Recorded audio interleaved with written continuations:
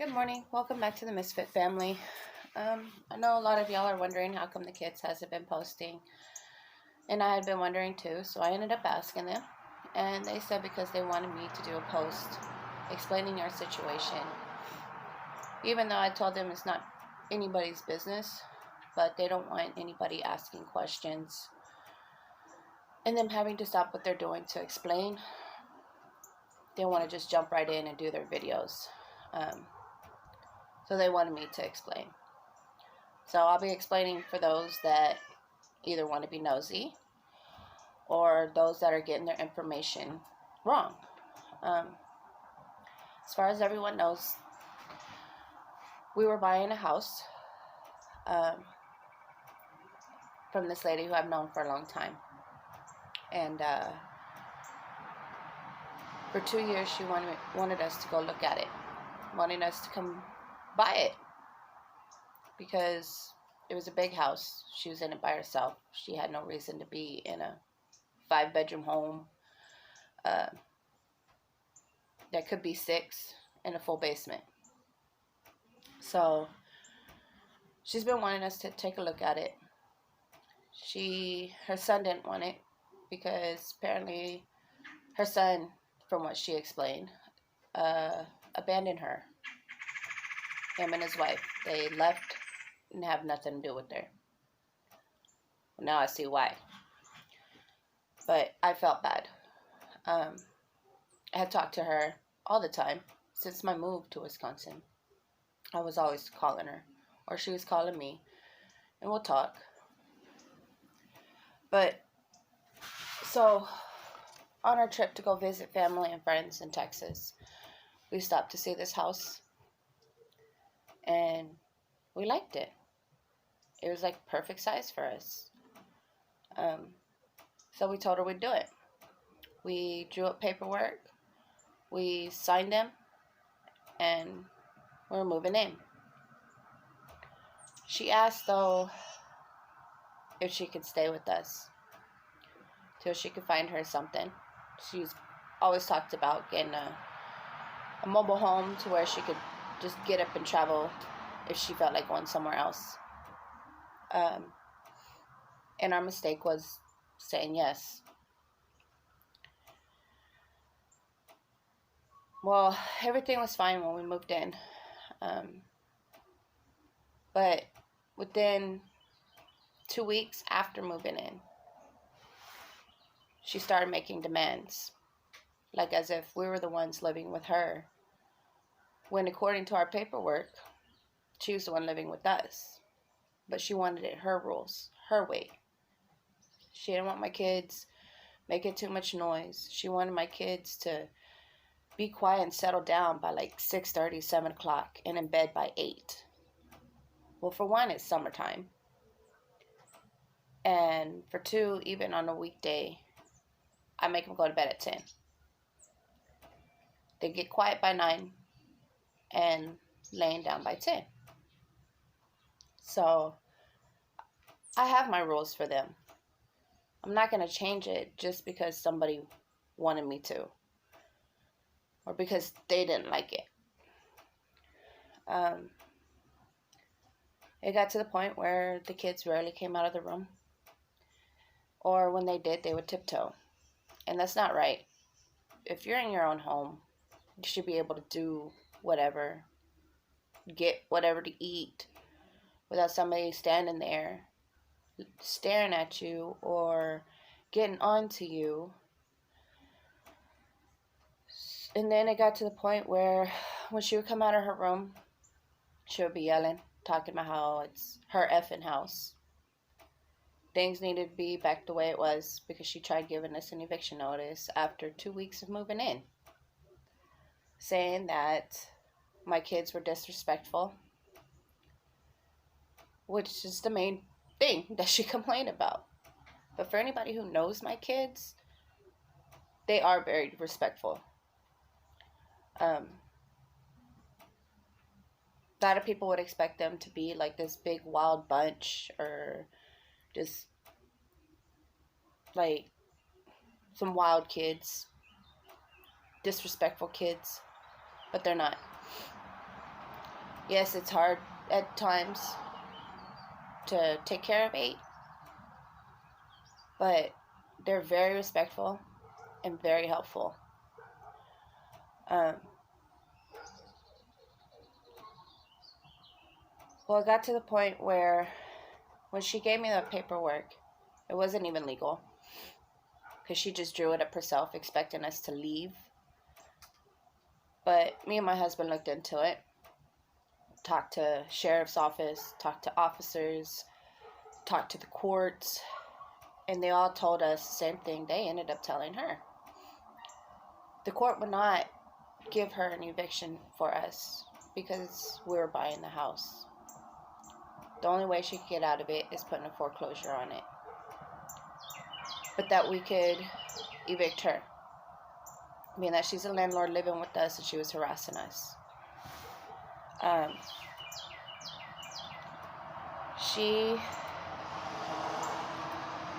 One day she ended up calling the cops because she decided to put notes on what little stuff that she had, saying personal use only by owner. And one of them was a washer and dryer. We didn't want to move them ourselves with the risk of her saying that we broke them. So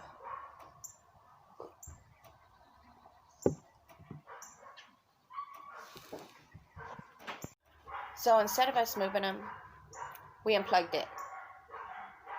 I understand that your washer and dryer, but it's my light and water, my electricity and water. So we unplugged them. Well, she didn't like that and decided to call the cops because that was vandalism. The cops came. We showed him the paperwork and said, okay, well, can we speak to her? I said, sure, she's in her room. He goes, knocks on her door, she comes out. And he told her, either you could plug it back up and let them use it because it is in their house, or you can remove it so they replace it with their own. She argued, talking about, no, it's not their house, it's my house. And he said, no, ma'am. This is a rent-to-own home. They're buying the home. They are paying you. You are a guest in their house. That didn't go very well. She got really mad.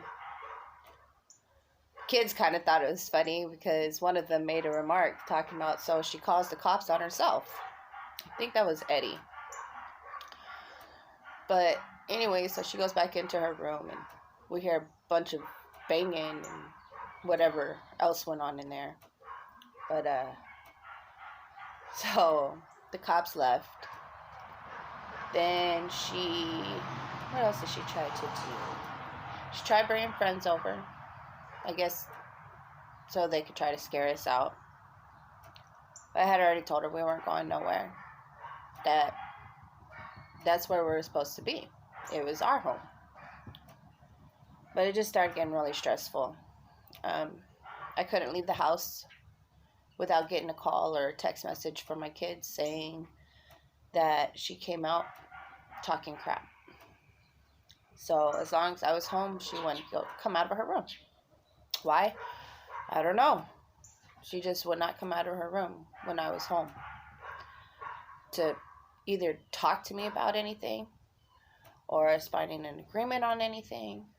She just would come out when I was gone and talk crap, and I didn't like that. So I wanted her out. I drew up an eviction letter because I was told from the courts that I had to give her notice first. So I said, okay.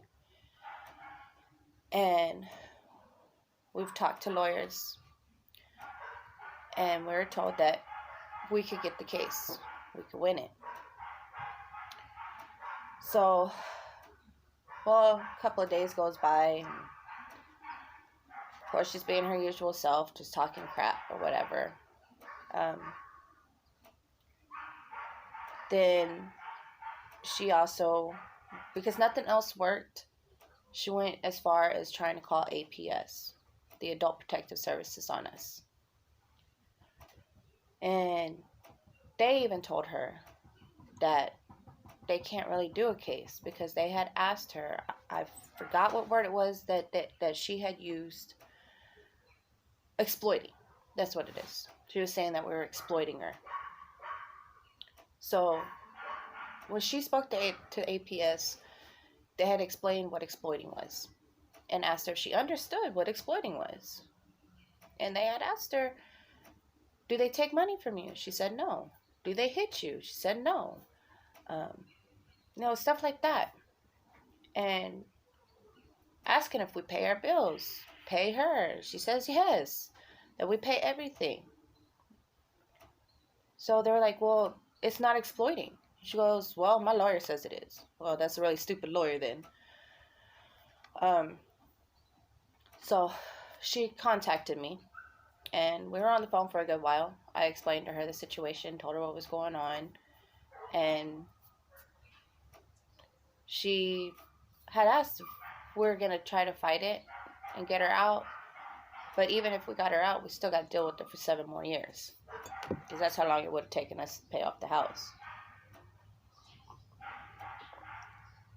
I said I didn't want to deal with it no more. I wanted to just give up and go back to Wisconsin. But we had told our kids this was our final move. This is where we were going to settle. But the kids weren't happy in the house no more. They didn't care if we left anymore. And that made me even more mad, because they didn't care if we moved anymore. So me and my husband were talking it over, and so we wanted to try to fight it. We wanted to get her out, and we could have fought it. But along this whole process, we ended up meeting this lady who found out about everything. And so she wanted to help us. No, before that, when the APS was still involved, after I talked to her, she said it would be easier to help her find a home than it will with the family of 10. Oh, excuse me. So she had spoke to her about that. And she said no, she just wants her house. That's all she wanted, was her house. But what I don't get is, why are you selling the house if you can't let it go? I mean, why put it up for sale if you cannot let it go? So she ended up arguing with the APS lady, whatever. But the APS told me that they closed the case because there is no case. And that was her final thing to do. She couldn't resort to nothing else because everybody was on our side. Well, this lady that we had met found this house and figured we would like it. So she called me up and told me to call this person and take a look at this house to see what we thought. We came to look at it, and it was more than what we expected. Like, me and my husband fell in love with it. The kids fell in love with it. Like, there's a lot of people that want brand new homes, more up-to-date homes. But my husband grew up in a small town. I grew up in the country. So we want a little bit of both. And this home was perfect. Little bitty town in a country-like scene. Big home on almost like 6 acres. Enough for the kids to explore and do different things. Big house, plenty of room. It's a farm home. And I've always liked farm homes. I've always liked the older homes. Unlike, brand new homes are nice because they're more up to date and they're pretty. But if you're into older homes, you would love this home. And it was built in like 1900, the lady said. And it's pretty much been passed on. But her kids are on their own thing, stuff like that. The lady had always wanted to have a family in this house with kids because this is a place for kids.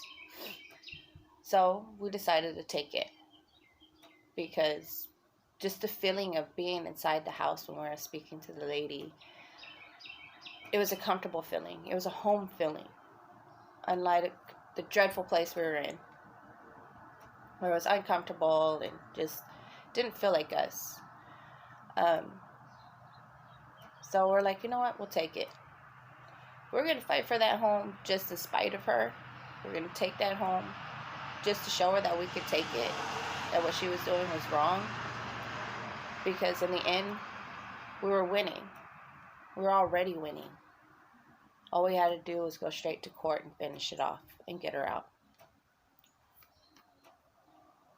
But instead, we decided to come here because the kids loved it. We loved it. And now we're more happy. We're more better off.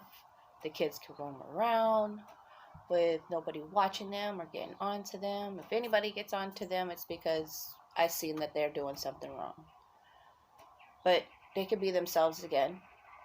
They can start the videos again. There's just so much for them to do now. But that's the whole reason that we're in another home. It's because we chose to leave the other house. We felt that lady did not deserve to get our money. And the kids needed more space. And it's bigger than what we were in, bigger than what we expected. But everybody's just happy now. Everybody's themselves again. I don't see nobody moping around or staying stuck in one area all day, every day. Either they're in the room or they're downstairs roaming around or they're outside. So now after this post, y'all should be seeing more videos of their post, of not just of their rooms anymore. Since they won't be stuck in their rooms anymore, you'll be seeing more of different stuff, different scenes.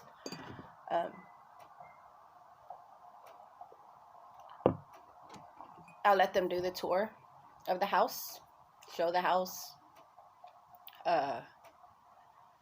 Like I said, some of y'all may look at it like, because it's old, but that's what we like. It's got history to it. The kids are kind of jumpy at night, though. They said it's kind of creepy at night, but like I told them, it's an old house, so there's going to be creaks and sounds.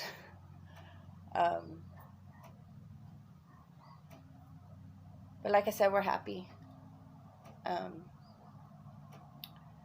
And thank y'all for understanding. Or thank y'all for listening.